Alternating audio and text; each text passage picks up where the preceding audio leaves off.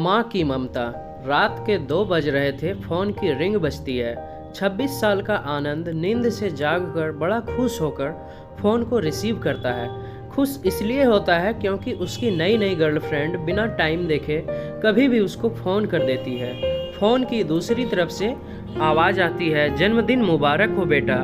आज मेरा बेटा पूरे 26 साल का हो गया है। मैं बहुत खुश हूँ। माँ की आवाज़ सुनते ही आनंद के चेहरे के एक्सप्रेशन बदल जाते हैं। वो गुस्से में बोलता है, माँ तुझे समझ नहीं आता क्या? इतनी सी बात के लिए मेरी नींद खराब कर दी। यह बात तो तू मुझे सुबह भी बोल सकती थी। इतना कहकर वह फ़ोन काट देता है। थोड़ी देर बाद फिर से फ़ोन की रिंग बजती है। आनंद फिर से फ़ोन उठाता है और इस बार फ़ोन पर पापा होते हैं। आनंद इस बार आराम से बात करता है। थैंक यू पापा, आपने मुझे बर्थडे विश करने के लिए फ़ोन किया, वो भी इतनी रात को।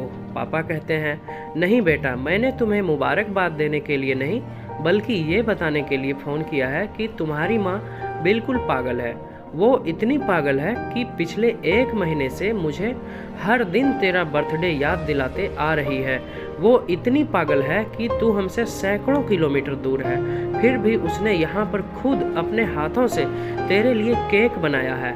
ऊपर से ये जिद कर बैठी है कि जब तक तुझे विश नहीं कर देती तब तक ना खुद खाना खाएगी ना मुझे खाने देगी। आनंद सब ध्यान से सुन रहा था और उसे ये महसूस भी हो रहा था कि उसने अपनी माँ को फॉर ग्रांटेड ले लिया था। वो बोला, नहीं पापा, माँ बिल्कुल पागल नहीं है।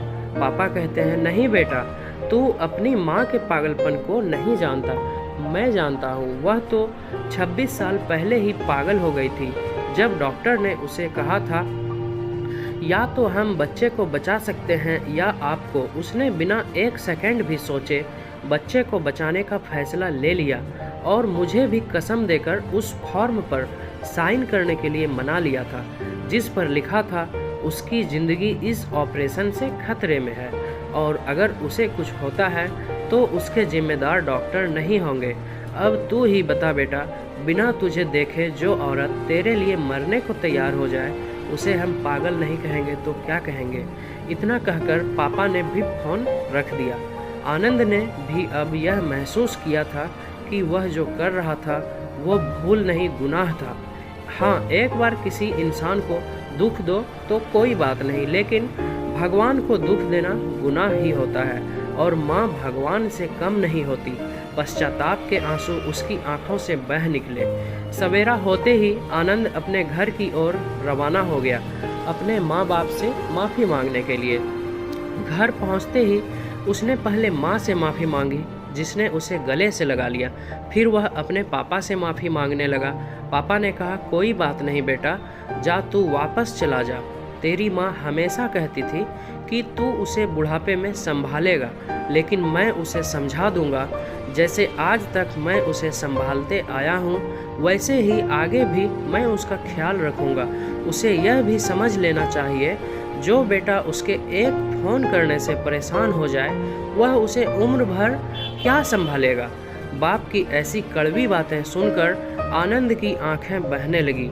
वो सर झुकाए अपने बाप के सामने चुपचाप खड़ा रहा।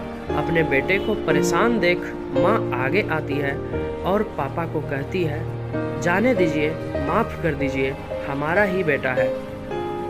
माँ की ममता का मोल ना कोई लगा पाया था और ना ही कोई लगा पाएगा।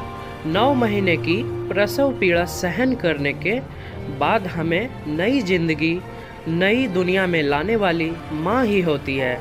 हमारी हर गलती को माफ़ कर सकती है। ऐसा एक माँ ही कर सकती है। तो